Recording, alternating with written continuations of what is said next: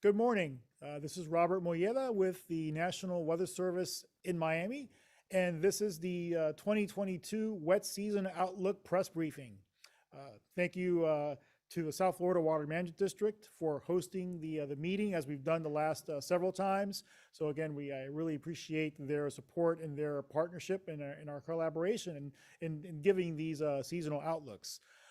As in prior times, joining me today is Akin Owashina. He is the chief of the Hydrology and Hydraulics Bureau here at the South Florida Water Management District, and he will be joining us as well. So what we're going to do is I will provide the briefing from the National Weather Service perspective, and then Akin will join me, will come on afterwards and give the perspective from the water management side. And then afterwards, we'll open it up for any questions anyone might have. All right, so with that, we will go ahead and get started. So we'll start as we normally do. We'll start with a kind of a look back at the dry season. That's, of course, the dry season is still ongoing. Let me see if we can go ahead and get the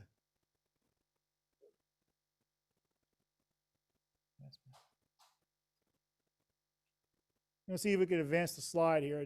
I'm using the clicker. It's not going to the next one. Okay, here we go. Sorry about that. So the dry season is still ongoing. Of course, the wet season doesn't start until May 15th. But what we've seen so far, it's been wetter than normal over a good part of the East Coast metro area. So basically from Miami northward, we've had above normal rainfall, going all the way back to the beginning of the wet season last fall. And then we've also had some patches of wetter than normal areas in the far southern Everglades, as well as in the Big Cypress National Preserve. Now, on the other hand, we've had drier than normal conditions for almost all of the dry season over parts of western Collier County, western Palm Beach County, as well as the majority of Hendry and Glades counties. So we've got some maps that are going to show that in more detail. So anyway, this is basically the period from November to April, showing the rainfall across the area.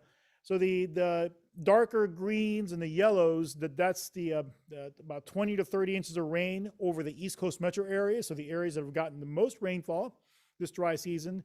And then the blue colors are the lower amounts. So the blue areas are anywhere from 5 to 10 inches. So quite a bit of a variability, a pretty large range in the rainfall this dry season. And just show the same map, but instead of looking at the rainfall amounts, we're looking at the percentage of the normal rainfall. So in other words, the rain that fell as a percentage of what we normally get during the November to April period. So the greens and the blues are indicative of above normal rainfall, and then the yellows and browns are below normal rainfall. So again, it should match up with the previous slide. So as with pretty much every dry season, one of the things that we look at really closely are the soil conditions and the groundwater levels and other indicators that are a reflection of potential drought. And we indeed currently have a severe drought over western Collier County, also extending over coastal Southwest Florida. And we also have patches of severe drought conditions over far western Palm Beach County, and then around Lake Okeechobee to parts of eastern Glades County. And then really much of the area, much of South Florida, is in at least moderate drought conditions. And again, reflective of those lower than, or below normal rainfall amounts that we've seen for the last several months.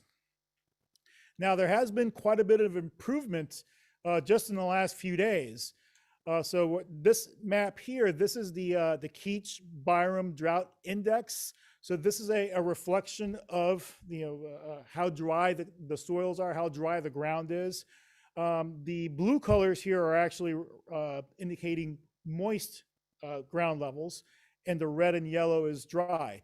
Just until a few days ago, the areas around Naples, for example, and across much of the interior of the peninsula were showing yellows and reds, but the rainfall we've had over the last several days, in some areas, quite a bit of rainfall, has really improved conditions from a soil moisture perspective. So it's good news there, but we're still hanging on to quite a bit of dry conditions, especially over parts of western Palm Beach County, also around Lake Okeechobee, and even a few patches of dry conditions over metro southeast Florida.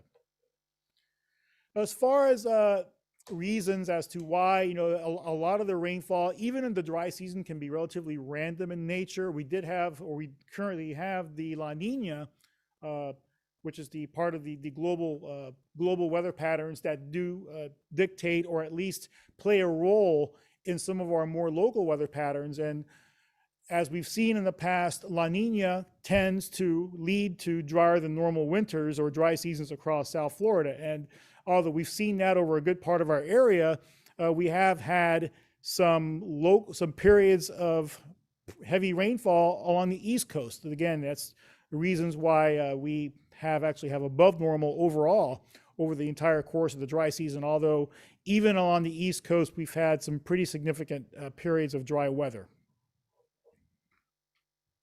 All right, so let's now move on to the outlook for this coming wet season.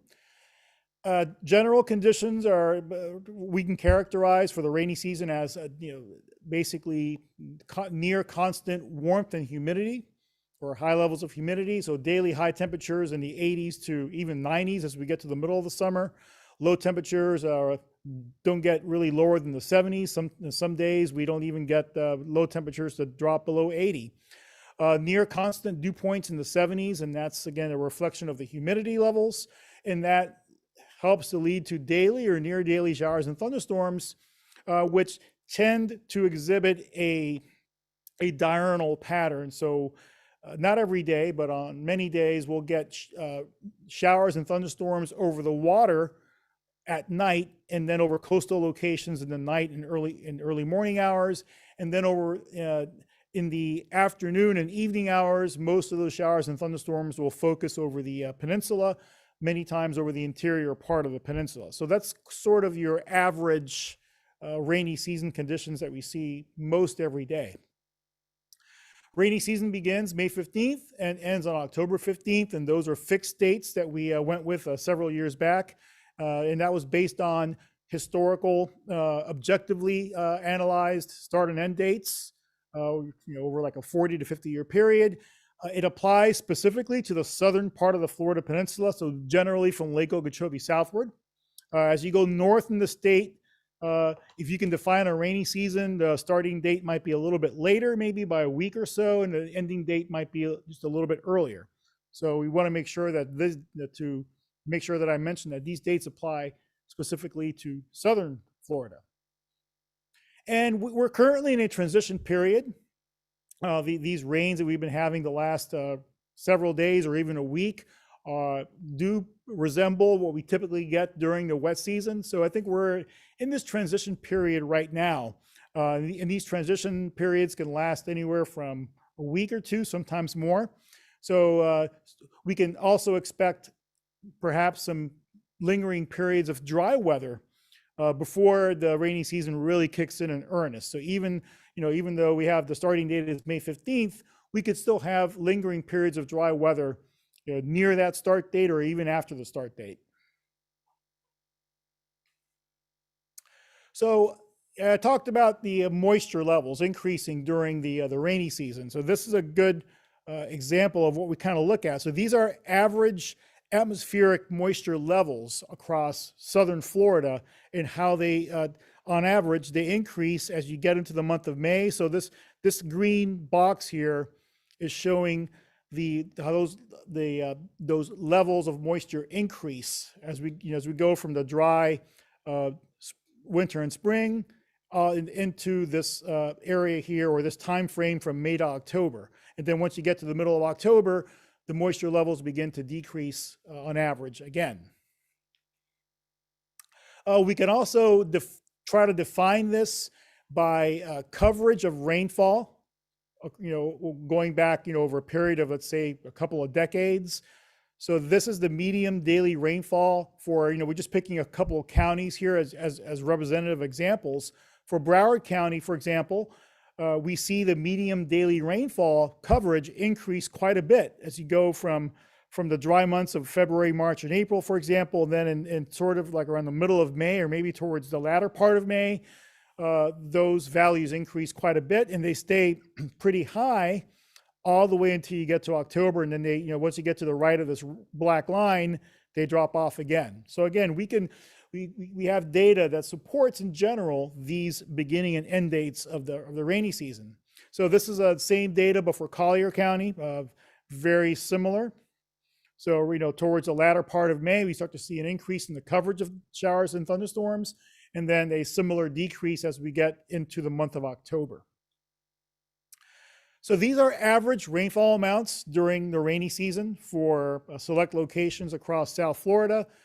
In general, we're looking at averages of about 35 to 40 inches of rain across Southeast Florida, as high as 35 to 40 inches in Southwest Florida, as high as 40 to 45 inches of rain along East Coast metro areas, and then right along the Atlantic beaches, a little bit less, less rainfall, maybe on average about 30 to 40 inches. So it's significant because we get around 70% of our yearly rainfall during that 5-month rainy season period. So the nature of rainfall in South Florida during the summer, during our wet season, is primarily scattered day-to-day showers and thunderstorms. Usually not like where everyone gets rainfall, but certainly there can be periods where there are larger scale weather events that do trigger widespread rainfall across the entire area.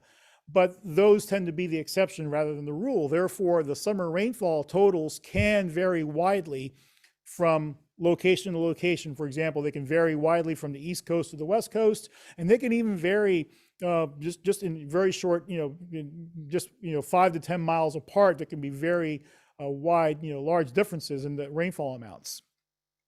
And because of this, the long-range predictability of summer rainfall is very difficult. Now, as far as pinning down exact amounts, we can provide a general outlook, which is what we're doing here, but providing specific amounts is extremely difficult due to this large scale, or this large variability in the typical summer rainfall. The rainy season can be defined, generally speaking, in different phases. So the first 6 weeks or so, let's say mid-May to about early July, that tends to be the stormiest part of the rainy season, where we have stronger thunderstorms, or more severe weather events, for example. And then as we get a little bit later into July, into the middle of August, that's the hottest part of the year. That's right, the middle of the summer, basically, for us. And we also can get some dry periods, sometimes associated with Saharan air layers that can move in from the Eastern Atlantic, that can temporarily give us some dry conditions and also some very hot conditions during the middle of the summer. And then when we go into the later part of August, through what's left of the rainy season, that's when our rainfall can be highly variable due to potential impacts from tropical systems, for whether they're organized tropical systems or tropical waves. And then even into October, we start getting some early fronts that can start making it down to our area, which can enhance rainfall as well. So one of the factors, always one of the key factors we look at, is the El Nino Southern Oscillation, which is a global, global cycles of oceanic and atmospheric conditions that do help to at least set up weather patterns across other parts of the world. So the La Nina, which is the current phase we're in, is defined by cooler than normal waters in the equatorial Pacific Ocean. So when we monitor the equatorial Pacific from South America all the way over to Asia, and currently, or at least really since last year, we've had below or cooler than normal temperatures. So that's the definition of the La Nina phase that we're in now, and it's still reflecting those cooler than normal conditions even into the early part of May. So going forward, what are the chances that this La Nina pattern will continue through the duration of the wet season? So right now, based on the latest model information, there's about a 50 to 60% chance that La Nina will continue through the remainder, well, through the entire rainy season, and that also includes the hurricane season. So we also know that La Nina does play a significant role in the overall hurricane activity in the Atlantic Basin. La Nina tends to lead to an increase in tropical storm and hurricane activity in the Atlantic Basin. So the time frame that we're looking at, that we're focusing on, at least for this, is the May through October period. And you can see where the blue bars are showing the probability of La Nina conditions. They do decrease some, at least the probability decreases, but it still stays at or just slightly above 50%. So it's more likely, based on the current information we have, that La Nina will continue through the rainy season and through a good part of the hurricane season as well.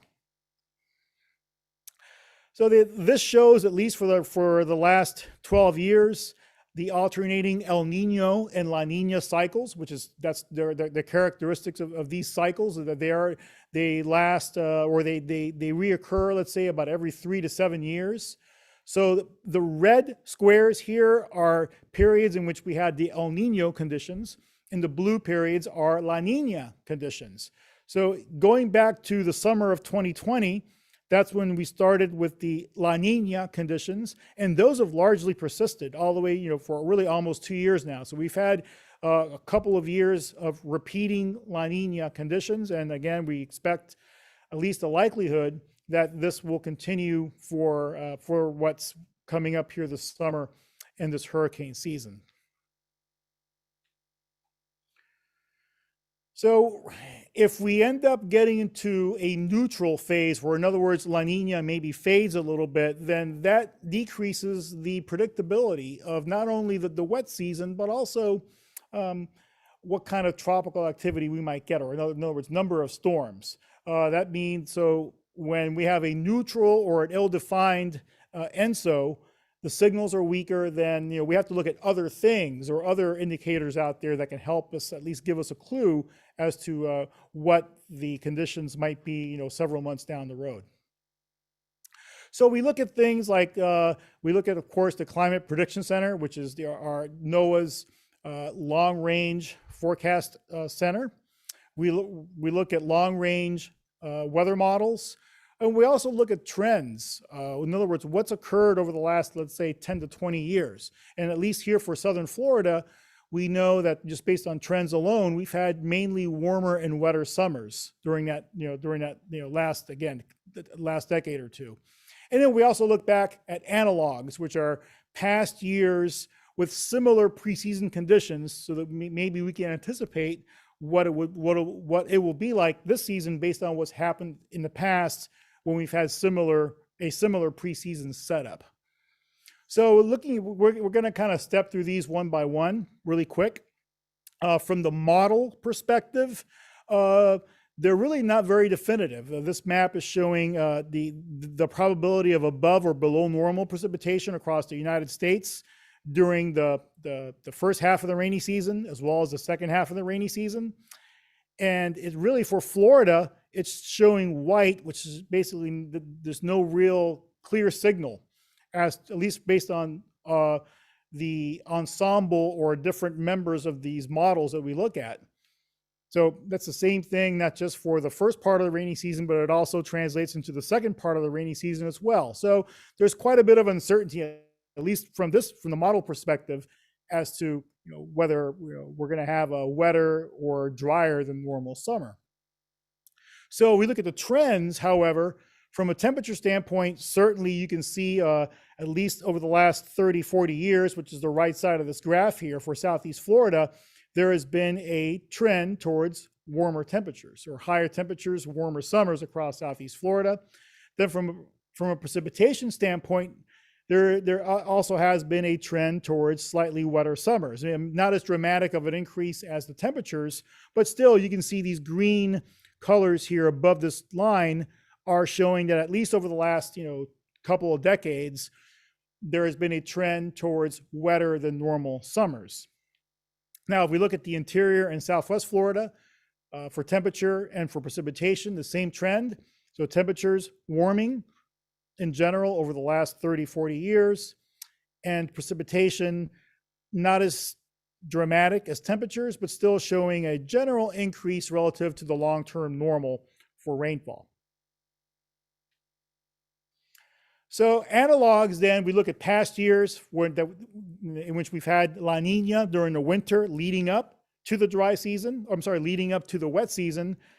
And so these boxes indicate the rainfall amounts during the May, June, July timeframe, just as a representative example, during each of the three different phases of this ENSO. So we have El Nino on the left, La Nina, our current condition, on the right, and then neutral, where we have neither one in the middle. So given that we're in La Nina and we're expecting the likelihood that La Nina will continue, the analog there on the right shows that actually there's a slight tendency towards lower precipitation values when we're in the La Nina pattern during the first part of the summer. And during then the second part of the wet season, it kind of evens out. There's maybe a slight decrease, in other words, a slight tendency towards lower rainfall values, but not as noticeable as during the early part of the rainy season. And then finally, we take a look at the actual outlook. So in other words, we put all this together, and then we have the Climate Prediction Center's outlook for the wet season, basically May all the way through October. So starting with the first part of the wet season, May through July, you can see there on the map over Florida, we have in general about a 33 to 40% chance of above normal rainfall, and as well as 33 to 40% chance of above normal temperatures. Now, as we move on to the second half of the wet season, August to October, notice how the rainfall the rainfall outlook is for equal chances. In other words, no real lean one way or the other. However, for temperature, there is a slightly stronger lean of 40 to 50% for above normal temperatures. So overall, if you were to, at least based on the CPC outlook, higher likelihood of above normal precipitation and temperatures. However, on the precipitation side, it's a lot more mixed. And in fact, the outlook that we're going with for this wet season from a precipitation standpoint is for near normal rainfall. So we're not really confident one way or the other that we're going to be either above or below. The general confidence in this forecast is I would say is low. And it's always highly dependent on any local tropical activity, whether they're tropical waves or more organized tropical systems, which could definitely tilt the rainfall values heavily in one direction or the other. Still, an average, a near average or near normal wet season still means we're going to get quite a bit of rain, as we saw some slides before. So we still have what I would consider to be an average flood risk for South Florida. We get several flood events on average every wet season. And I'll have some numbers later that will show on average how many of those are. When it comes to temperatures, there is a little bit of a higher level of confidence for above normal temperatures, as we saw from the CPC maps. So, we're talking, 0.5 degree to 1 degree, maybe above normal per month. That's a general average. And there is a more noticeable trend in these above normal temperatures with the early morning and overnight temperatures, where our minimum temperatures don't get as low as maybe compared to the average. So we talked earlier about the severe weather season, or at least the more active severe weather part of the season. So that does mean that May through August. Go back to that slide. May through August is the time of year when we get most of our severe weather. That means severe thunderstorms, large hail, even tornadoes. Of course, we can't forget about hurricanes. And the NOAA outlook comes out on May 24th. So we don't have an outlook right now for the season. That'll be out in about 3 weeks. But we can start thinking, at least start to talk about how those outlooks apply to us. And really, when it comes to a local area, you really can't tie in that outlook directly to what expectation we have as far as tropical activity is concerned. We have no skill in predicting individual storm tracks and where the storms are going to form, months in advance. That's something that, as we get closer, obviously, and as these systems start to form, then that's where our skill really comes in, and we can really focus in on the forecast track in any areas that might be impacted. So we really have to rely on our experience and our history when it comes to hurricanes in South Florida, understanding that, obviously we're in a hurricane-prone area, probably one of the top hurricane-prone areas of the country. And there's really no, as far as local hurricane impacts, there's no really strong indication from any of the different, any of the ENSO phases. You would think intuitively La Nina would have a higher frequency of hurricane strikes in South Florida, since La Nina tends to lead to more storms overall, but that's not necessarily the case. And I don't think there's really, at least I'm not aware of any direct tie-in to any weather features out there that La Nina or El Nino may help to lead or may lead to.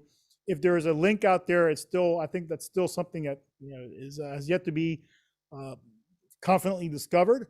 But the bottom line here is it doesn't matter what phase we're in. It doesn't really matter what outlook we're in. We still have to be mindful of the hurricane threat for South Florida. And, on average, the overall frequency of whether, tropical storms or hurricanes is about 1 in 2.5 years.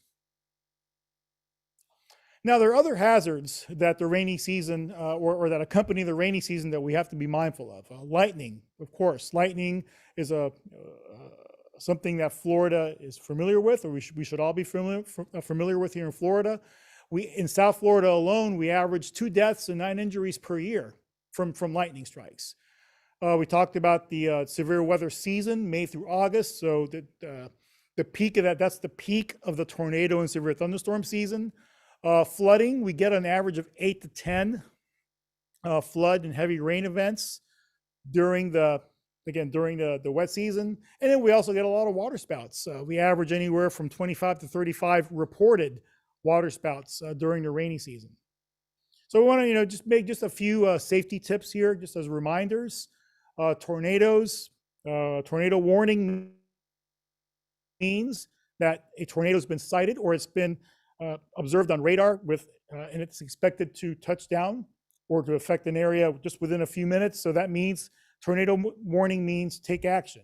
Take a shelter indoors and make sure that you're keeping up with the latest warnings. Lightning, simple rule: when thunder roars, go indoors. Don't wait for the storm to get closer. Don't wait for the rain to begin. As soon as you hear that thunder, that means that storm that's producing the lightning is close enough to strike your location. So seek shelter and wait 30 minutes until after the last thunder is heard. And we talked about the stats for Florida, where Florida leads the country in not just the number of lightning strikes, but also in number of lightning-related deaths and injuries. Flood safety. Our flooding in South Florida is often quite deceptive because it's not the dramatic rushing of water, but more ponding of water over a period of time as the heavy rain falls. So if water is covering a roadway, don't assume that it's shallow enough to safely drive through. You want to make sure that people, if they see water covering a roadway, you're not sure how deep that water is, turn around. Hurricane and tropical storms, we talked about that. They coincide with the rainy season. They do affect local rainfall, when they do affect us. Rip currents. We've had 3 deaths so far this year from rip currents, more than any other weather hazard so far. So, we got to continue to take rip currents seriously, especially during parts of the year when we have a lot of people at the beach and holidays and other time frames like that. Heat. We're used to heat here in South Florida, but even if we're used to heat, the chronic heat can lead to problems, especially on days when we get the heat index value around 100 degrees or even more or even higher. That's when the chances of heat exhaustion increase dramatically. So we need to be aware of that, even if we're accustomed to that. So it's very important to keep track of that, and also check the back seat. Make sure that don't never leave children or pets unattended in vehicles. The temperature of vehicles can increase dramatically, especially all the windows are closed. So again, just some more reminders here about heat safety. We want to take it seriously, even in an area like South Florida, where heat is a chronic issue during the summer months. Rip currents, the number one advice I can give is swim at guarded beaches. Heed the advice of lifeguards. Watch those flags that are at lifeguard stands. If you see a red flag, that means the rip currents are present and they're especially dangerous for swimmers. So we have to make sure that we heed that advice, that we swim near a lifeguard. All three of the deaths we've had in 2022 have been at unguarded beaches. And just one last thing here before I pass it over to Akin. We have a graphical hazardous weather outlook, which we've rolled out this year, that gives us a multi-day outlook of weather conditions or hazardous weather conditions across South Florida for a 7-day period. And it's really good for situational awareness and planning. So I recommend that you check out the website. The link is down below. When these slides get sent out, you'll be able to go to that site and just make sure that it's part of your daily planning when it comes to potential hazardous weather. All right, so I'm going to go ahead and pass it on now to Akin, and he is going to present the outlook from the South Florida Water Management District side, and then afterwards we're going to have time for some questions.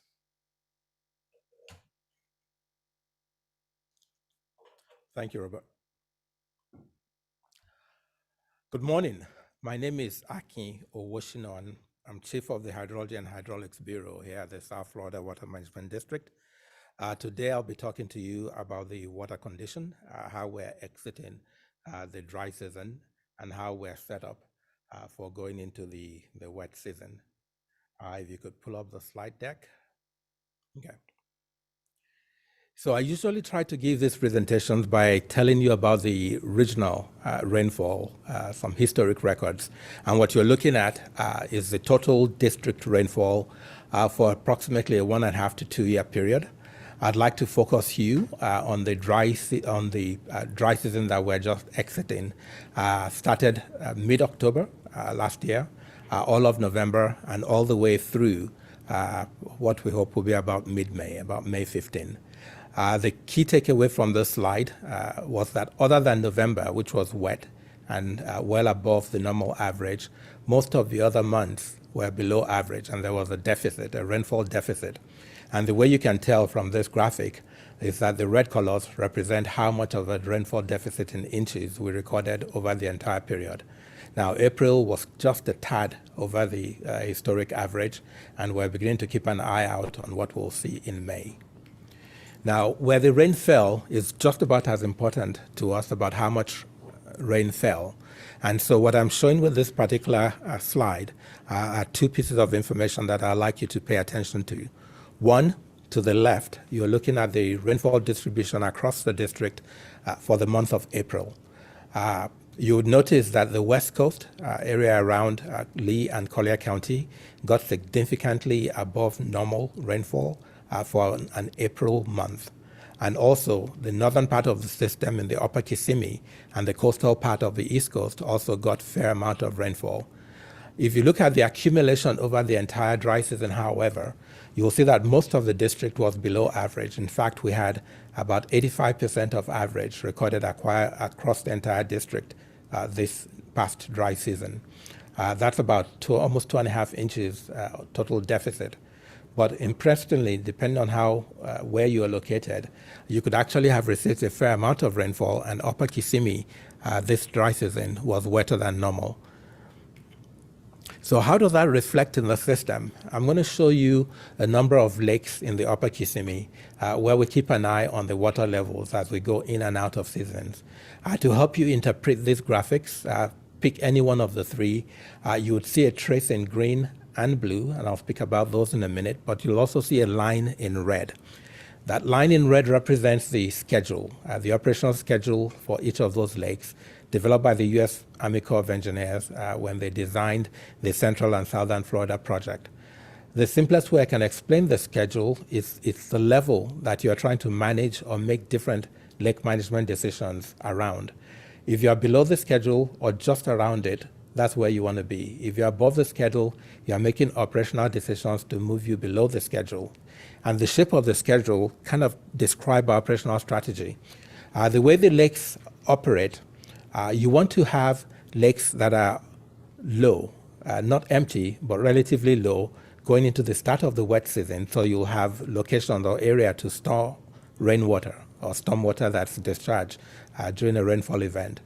But going into the start of a dry season, which is what we call the winter pool elevation in the schedules, you want the lake to be as high as you can have them so that you can have water to take you all the way through the dry season into the next wet season. As you start approaching the wet season, if you look on most of these schedules around the March-April timeframe, the schedules break and start heading down, which means you want to lower your water level so that by the time you exit the dry season, your lakes are low and there is room to take potential floodwater.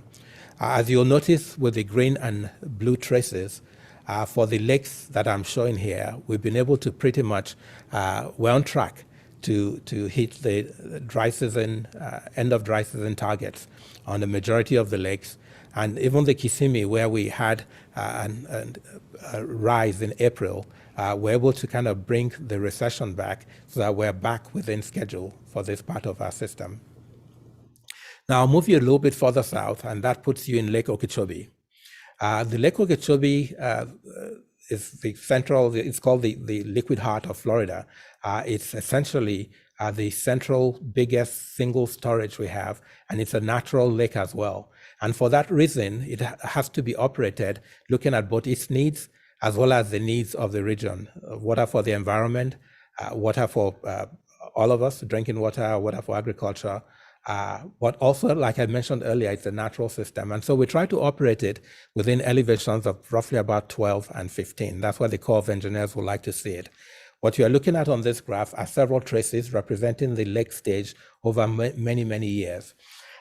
For this year, it's the light blue trace. And today, we're within that circle that I just highlighted, which is approximately elevation almost 13 feet. Now, would like to be a little bit lower normally. But if you're thinking of a potentially near to average or potentially dry wet season, then maybe it's good that we're in this area because we have some water in the lake that we could deploy. But as I'll mention to you later, as part of managing the lake, we want to make sure it doesn't get too high because of the conditions of the levee around the lake. And for that reason, we may need to make some discharges from the lake if we get big wet events. Now, where we start is often a good indicator of where we might end, but any one tropical storm, and I think Robert in his presentation mentioned that a lot of what happens, a tropical event will change the dynamic. So any one tropical event could increase lake levels significantly. But if we go into a drier period or a dry wet season, our starting point at this time is good.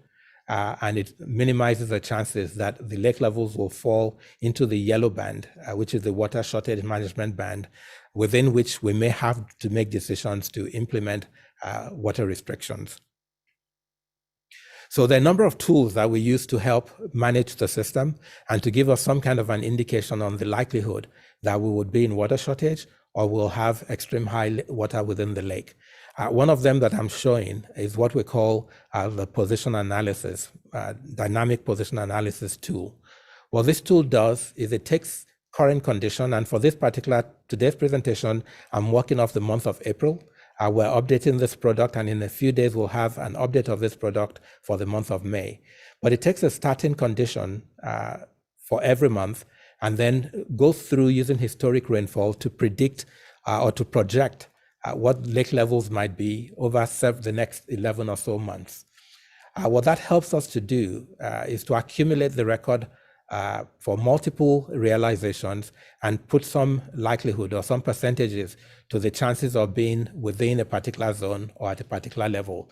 And the way to read this graph, if you look at the red line, the lowest red line, which represents the percentile, the P5 or the 5% likelihood, what this tells us is that there is 95% chance we'll be above that line and 5% chance we'll be below. The area in the middle that's been shaded in purple represents the space between the 25th or 25th percentile and the 75th percentile. And the way to read this is that there's a half and half chance, 50% chance that we'll fall somewhere within that window. And that kind of shows you that by June 1, we would not be in water shortage, and very likely going into the next dry season would probably be out of the water shortage range throughout the season.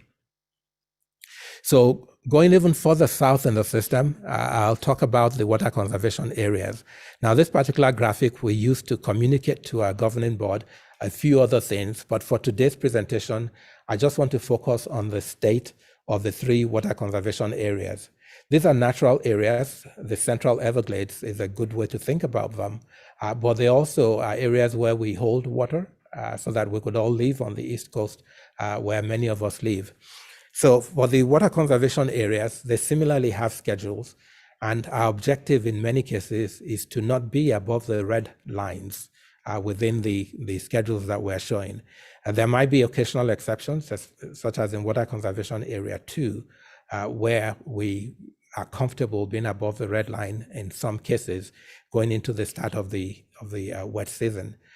For the Water Conservation Area 3 in particular, which is one where we've seen high water events for easily 3 or 4 of the last 6 years, it's an area where we're watching the water levels very carefully. We're operating with a new schedule that would hopefully minimize our chances of getting into high water conditions, but that's an area where we pay particular attention.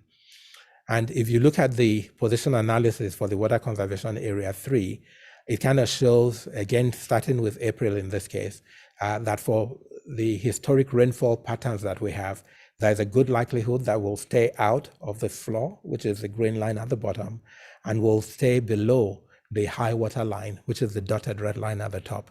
So the outlook for the Conservation Area 3A is good, actually all the conservation areas. Now, of course, a hurricane or two may change that, but for right now, just based on historic trends, we feel that we're properly set up for the conservation areas. There are additional tools that our water managers use when they make decisions. Many of you are used to getting weather reports that says chance of rainfall. And unfortunately, while that is a good thing, it's not good enough to operate the system. It's important to have an idea of where the rain falls so that you can make the correct operational decision. And for that purpose, meteorologists create these work products, which are essentially precipitation forecasts. It's the quantitative precipitation forecast, goes out, is a short-term forecast, goes out several days. And what it shows us is the likelihood of getting some amount of rainfall in different parts of the system. And this information tells us where we may need to move water or where we may need to store water. In addition to these tools, we use other tools, the Cpc Outlooks, for example, that Robert talked about. We consider these as we look at the system going forward beyond the 6 to 7 day window. And part of the reason is that our system has tremendous amount of memory, and what happens in Lake Okeechobee, what we're managing for isn't just the changes over the next 20 or 30 days, is what will happen next year based on some decisions we're making this year. If we exit this wet season with the lake super low and go into a dry season, we may end up in water shortage. So we're trying to strike that balance, all the things that the lake needs, but also the things that the rest of the system needs the lake to be. One last product that I'd like to talk about is we do track the Drought Monitor. And for the current product that's out there, it shows that some parts of our district is showing moderate drought or abnormally dry. The upper Kissimmee is out, it's white in that area, and that's the area that got a lot of rainfall over this past dry season. So in addition to taking a look at surface water, we do look at groundwater, and especially parts of our system where groundwater forms the major drinking water supply source. If you look on the West Coast, in particular, the area inside that box, you would see that there are different colors. You see some reds and some oranges. So I'll take a minute to explain what each of these dots represent and what the color codes mean. So each of these dots represents the water level currently, today, within that well relative to the history of water level within that well. So if a particular well is showing a green dot, it means that the water level that we're observing today is within 25 to 75%, roughly about average for where it usually is.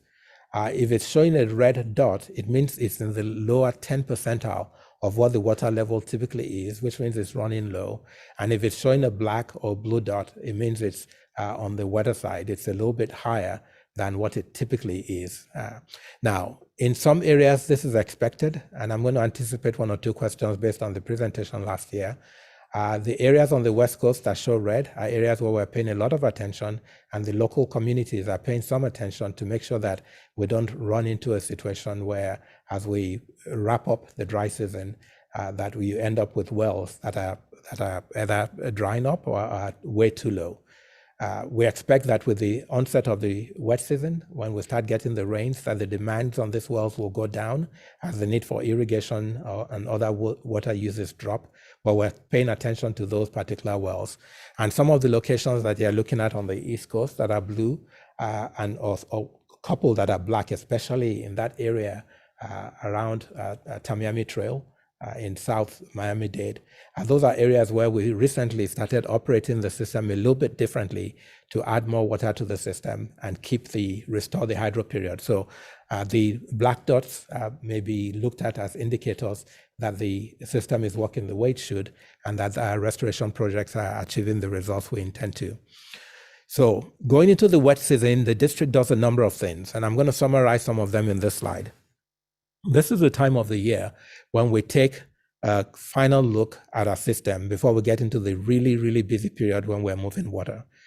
We zone the district into like 8 different zones. We take helicopter flights over each of the zones, take a look at the canals, look for shoaling, look for things that may be impediments to flow, and make sure that we can take care of those and get the system ready for the more likely high operations that we'll see in the wet season.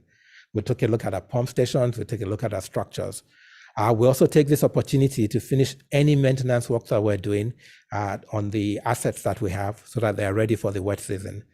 This is also the time of the year when we exercise our teams for emergency response, and the images that you see on this slide were from the Hurricane Freddy exercise we had just a week or so ago. In addition to that, we take the opportunity before the wet season to do what we call a full mode switch test. This is when we take the control room where we can control almost all of our structures and assets, and we shut it down and we operate the system from an alternate location to make sure that both locations have the capability and are ready and have been tested and demonstrated to be able to operate the system in the event any one of them goes down, maybe a hurricane at our headquarters or some other disaster that takes this particular location out of operation. We also make sure that going into the wet season, our operational strategies are coordinated with partners. We operate the primary system, the main canals within the flood control system, but 298 districts, cities, and municipalities operate the secondary and tertiary system, and we often will coordinate with them at this time to make sure that they are aware of the strategies we plan on implementing this year, and they can share their thoughts and strategies with us as well. We did the same with other agencies and internal and external groups that may have an interest in how we choose to operate the system. So in summary, for this 2020 wet season outlook, we think we're in pretty good shape. The lakes up in the upper Kissimmee are at or below the regulation schedule, which means we have storage sufficient to take rainwater if we get a lot of rain, but they're not way too low for us to be in trouble if we end up with a slightly drier wet season. The slightly dry conditions we had over the district this dry season kind of helped position us in some other locations, including the water conservation areas, by allowing the schedules to drop to acceptable ranges that are well within the areas where we'd like them to be. We're anticipating some rain. We would not want to go into a drought, but we think we're in good shape if we have some wet conditions. One of the areas where we always will have challenges is in operating Lake Okeechobee. I mentioned earlier that it's a multi-purpose, multi-objective optimization situation. We're trying to manage it so that it's not too high or too low because it's a natural system and it needs a particular range to be healthy. But we also need to operate it so that we have enough water going through into the next dry season to be able to meet water supply needs for the environment and for humans. We are also looking at the needs of the estuaries, because if we end up operating it too high, we may need to have high discharges to the estuary, which is something we want to avoid. So for this year, we will be taking, we'll be looking for opportunities to move as much water south as we can to minimize the need to make discharges to the estuaries. And then, as I mentioned at least once or twice, we've planned, and we've planned well, but any of these plans can be changed if we have a big tropical event. And so we keep an eye out for that, and we plan even for those possibilities, but we kind of hope for the best. And if we have a normal or near normal rainy season, I think we'll be in good shape going forward. I guess at this point, I'll bring Robert back and we'll be able to take questions that you may all have. Thank you. All right, Akeem, thank you very much. Any questions for either Akeem or me, feel free to ask, or you could also use the chat feature there on Zoom.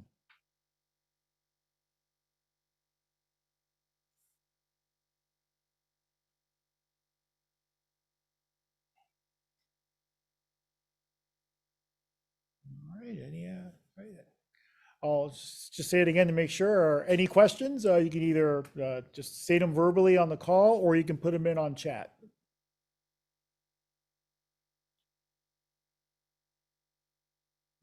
So far, we're not seeing anything.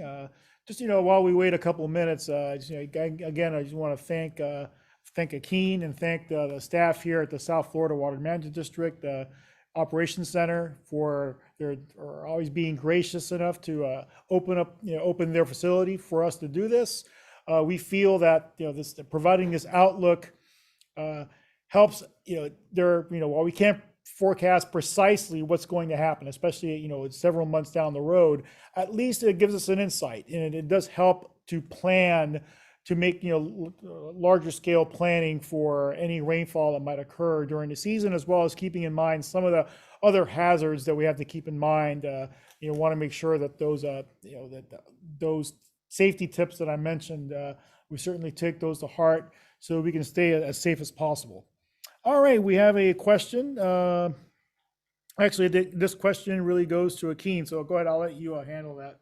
Yeah, thank you. I'll read the question and then answer it. So the question was, how does the new water storage area in Hendry County affect the water flow from Lake Okeechobee? So one of the things that we've realized as a district is that storage is, I think, one of the most important assets we'll need going forward. And so across the district, we're putting in areas where we can store water. And what it does is when we have need to make discharges from the lake, it is possible to put the water into some of these storage features without sending it out directly to the estuaries. And similarly, when we have dry conditions and we need to make releases to be able to send some water for the needs of the estuary, for the environment, we have two options now. We have the lake, which would have been a traditional source, but we also have some of these storage features, which would be go-to sources to meet some of that environmental need.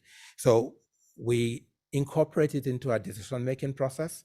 And what it does is it just gives us opportunity to avoid discharge to the estuary by putting it in storage, or to avoid tapping the lake at a time when the lake is low. Potentially, if there's water in the storage features, there might be the place we go to meet the environmental need.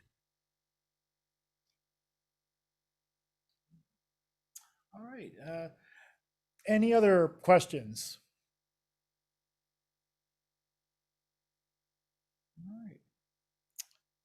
All right, so we're gonna go ahead and wrap it up. We'll still watch right up to the last second for any last minute questions, but otherwise, again, thanks to everyone for your time and for your participation and for your interest in this. And have a good day and have a good and safe rainy season. Thank you.